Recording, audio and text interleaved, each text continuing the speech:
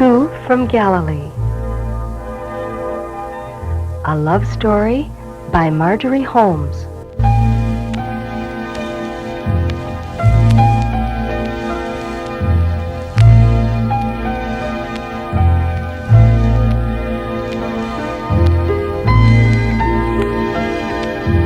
Today we begin number 8 in our series of readings from an edited version of the book Two from Galilee, published by Fleming A. Travell Company and written by Marjorie Holmes. If you remember our story up until this point, Joseph and Mary went to the synagogue and pledged their marriage, and yet the official vows hadn't been taken yet. We're just about ready to have the betrothal ceremony, which is the second in 3 different stages that Jews had to go through at that time in order to actually be married. First was the announcement in the synagogue, second was the betrothal, and then third, which could be up to a year later, was the actual consummation of the marriage. So today we pick up with Joseph getting ready for the betrothal on Two from Galilee.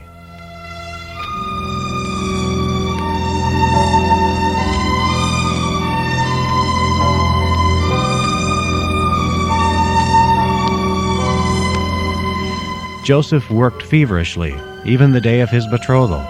It would help to pass the hours until sundown. Furthermore, there had been a slight upsurge of business, as if already his union with the house of Joachim might become an asset to his family. He did not want to be found wanting, and he wanted to prosper. Soon he'd have a wife to support. Suddenly he could not believe it. The days of sheer, blind yielding, moving forward, ever forward, in harmony with his fate, deserted him. Something might happen even yet. Hannah might still hurl herself between them, or some awful caprice of God might strike. His mother had gone to help with the baking. Any moment she might rush in, her eyes cold with horror. Or Timnah may never return at all. The day would simply go on forever, with Mary ahead of him like a mirage in the desert, or a port toward which he was forever doomed to sail. "My darling, you're still working?" His mother's hand parted the curtains. Her concerned face peered through. "It's growing late. I'll fetch the water for your bath and lay out your garments for the betrothal." Flushed and perspiring, but smiling, she pulled off her kerchief. Hannah had bade her come up with the aunts and other kin to join in the joyous preparations of the day, kneading the dough and baking it in the ovens dug in the yard, setting out the vegetables that are now bursting in such abundance, polishing the bright fruit, checking the wine, and all the while they worked, caught up in the glittering net of women's talk. They had praised each other's efforts and each other's children, favoring her especially as mother of the groom. Home now, she looked about with her familiar anxiety for her husband. But Jacob was fine, Joseph assured her, only sleeping.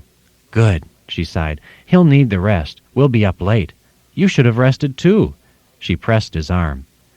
Joseph bathed and dressed and anointed his hair with olive oil. His confidence was now returning.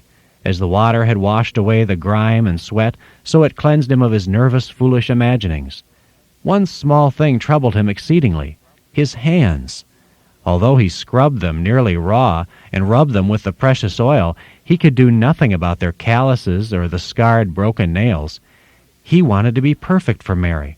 He did not want his hands to be harsh, clasping hers, or to snag the betrothal veil.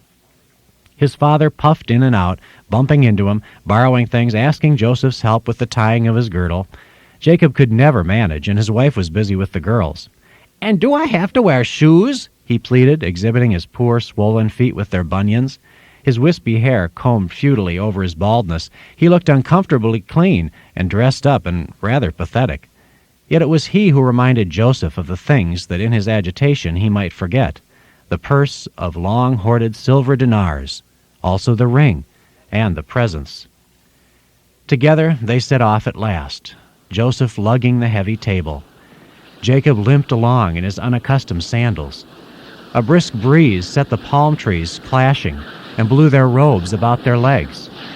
The dusty, cobbled streets seemed strangely empty, as if life had been suspended for this gravely impending hour. Behind a tumble-down rock fence, a camel lurched, growling at his feet. A donkey worried a bucket and brayed. They trudged along the steep, narrow corridors in a strange silence. They were miserably aware, the nearer they drew their destination, of the inadequacy of their offerings. Ahead of them in the fast-falling darkness, they saw the newly whitened bridal house in its clump of prickly pears. Fluttering from it, like a beckoning arm, was the pennant that proclaimed its festivities to passers-by.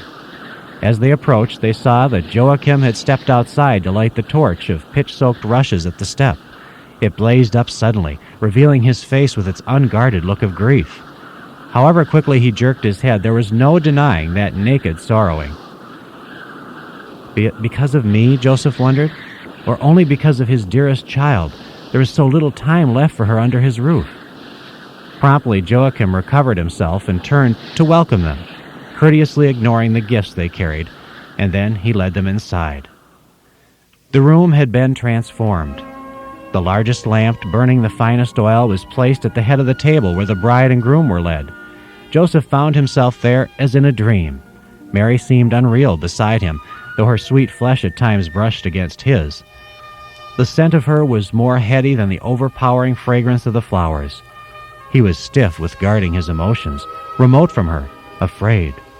Her eyes had a fixed shining. She was smiling and laughing before the lavish compliments that each guest paid as he laid his gifts at her feet.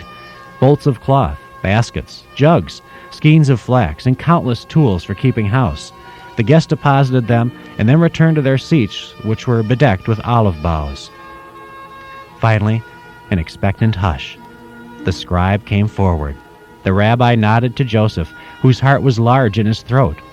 With unsteady hands, he drew from his girdle the purse containing the marriage fee, and turned to Mary, whose face floated before him, not smiling now, but grave and as white as one of the white roses in her crown.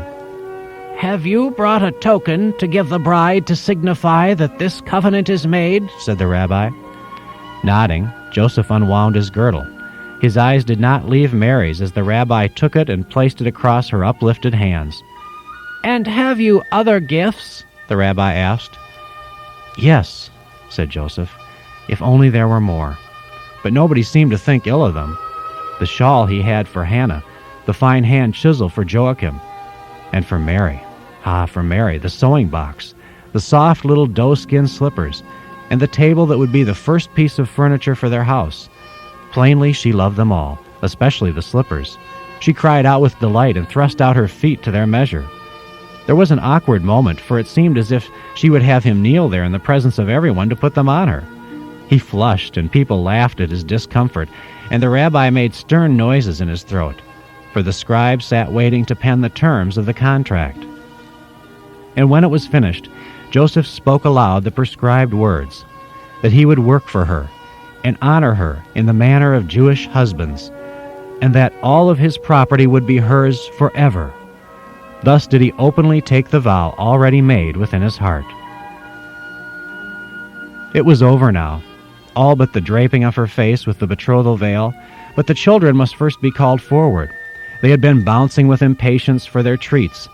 Now the rabbi beckoned, and the mothers who had been restraining them let them go. They came in an eager swarm, shrieking, hands outstretched for the nuts and cakes. The eyes of Mary and Joseph met, and between them ran a shining thread of wonder, for despite its festive nature, this too was a grave thing, this matter of bestowing the sweets, for it symbolized the fact that she had kept herself for him. In the commotion, he almost forgot the veil. "The veil! The veil!" various ones whispered. "Quiet the children!" And Aunt shepherded most of them outside. The others clung to their mothers, eyes focused with a placid interest on the bride.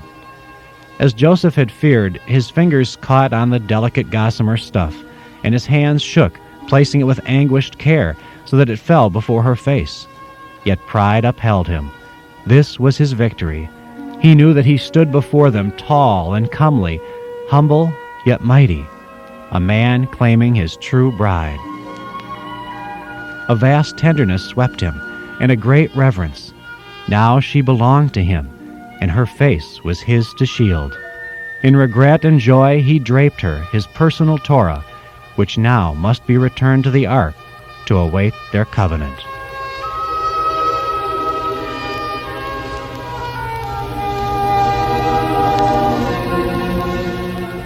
That night Mary could not sleep. Affectionately, she had thanked her parents for the betrothal feast and bade them good night, and crept into the chamber from which they had removed the younger children in deference to her new state. Long before the revelry was over, the little ones had collapsed one by one to be carried, limp as the drooping flowers, to pallets in various corners of the house. There, heavy with food and spent with excitement, they slept the deep sleep of the innocent. Her parents slept too, at last. She had lain rigid during the long hour when they had murmured together, but finally the voices and the creaking of the mattress ceased. There was heavy silence, broken only by Joachim's snores. Slowly, she let her knotted fists uncurl, her whole being go limp, and as she did so, the memories came flooding in. Joseph. Joseph. The proud tilt of his head throughout the ceremony, the trembling of his hands. She marveled that he hadn't dropped the things as he had once dropped the towel the first night he came to her house. She ached for him. All that he did was inordinately precious and must be looked at in the fresh new light of herself, alone in her chamber and yet bound to him, awaiting their final hour together. Joseph. Joseph. She gave herself over to the final memory, held back to savor utterly the moment in the garden when both her mother and father had been busy with the guests and they too had drawn a little apart. He had gripped both her hands within his own. "Would to heaven this were our wedding night," he said. "Yes, yes," she whispered, swaying toward him. "But we must be patient, and it won't be long, I promise. Just as I persuaded my father before, I'll surely be able to persuade him not to postpone the wedding night for long." Yet, even as they gazed at each other in their yearning, she had begun to shrink from the task ahead. Having yielded thus far, her parents might feel it a point of honor not to yield again. Besides, they loved her. She was their firstborn. She knew that they would keep her with them as long as possible.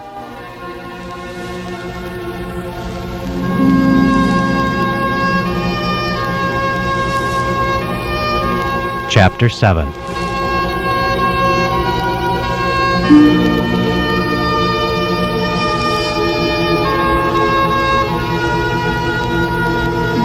Joachim saw his daughter now with a dumb, aching resignation. It was done. Her spirit had fled the house. She belonged to another, so let her go, let her go. His wife, however, was adamant. The wedding would be in the fall, shortly after the Feast of the Tabernacles, and not a moment before. "It will take Joseph at least that long to finish a proper house. Otherwise you'd have to move in with his family," her mother said. "You did," Mary reminded her. "Yes, and a sorry day that was." Hannah's needles stabbed the cloth she was stitching. Her face was determined. She knew that she was wounding Joachim with her words, but so be it. It was necessary these days to wound someone in order to ease her own constant sense of defeat and loss.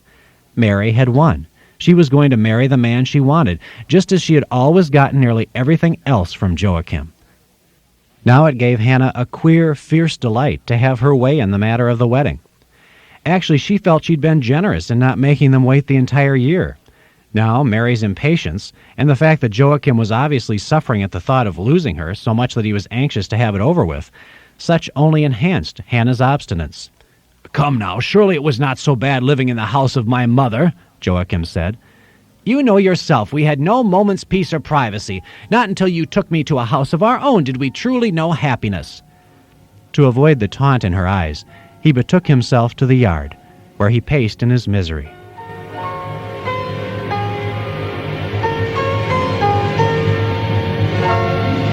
And so we end today's reading from the book 2 from Galilee, just starting chapter 7.